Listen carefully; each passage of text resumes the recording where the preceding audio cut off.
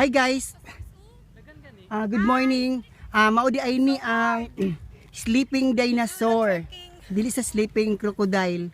Mao ni among mga kauban o buntag sayo pa mi naabot na mi diri sa sleeping dinosaur sa Mati. So hard. Oh, grabe talaga tanawa. Trekking. God. Mao ni siya kani. So kung kamo wala pa naka-testing diri, testing pang try na mo. O mao ning agianan o mao ni kani si Sherin awas si Sherin o. Hi Sherin. O mao ning agianan diri. So dili mo problema sa inyong mga motor or mga sakyanan ninyo kay naara 5 pesos lang ang charge sa pagbilin sa mga sakyanan. Mao ni siya.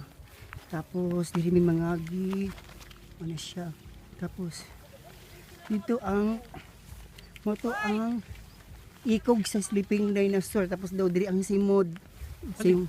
Ay, baliktad ay. Dito di ang simod. Tapos daw diri ang ikog. Ano siya. Tapos dili kay maklaro ang ikog kay naglumlum na sila sa tubig. Nara siya. Tapos tanaw si Sherin oh. Oh. Sige dili. Naday kuan. Oh, Chris. Hello. Unsa may istorya nimo diri sa Mati? Minute siya, Brad. Okay kayo, okay kayo. Okay siya. Queenie, unsa may istorya nimo diri?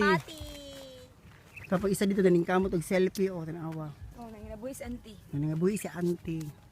Wow! Magic! Tanawa, dito pa among abutan, layo pa kaayo mi adtuan dito, layo pa kayo siya, pami katunga.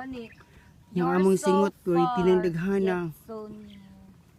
Tapos Hari ta mga gini, mga anak po. Abot mo sila dito bay oh.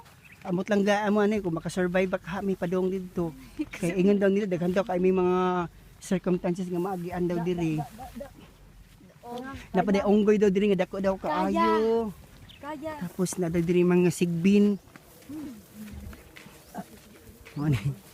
Mani siya. Nalami sa Malaysia. Ang naikuan bay. Mani siya. Tara ang yang simod.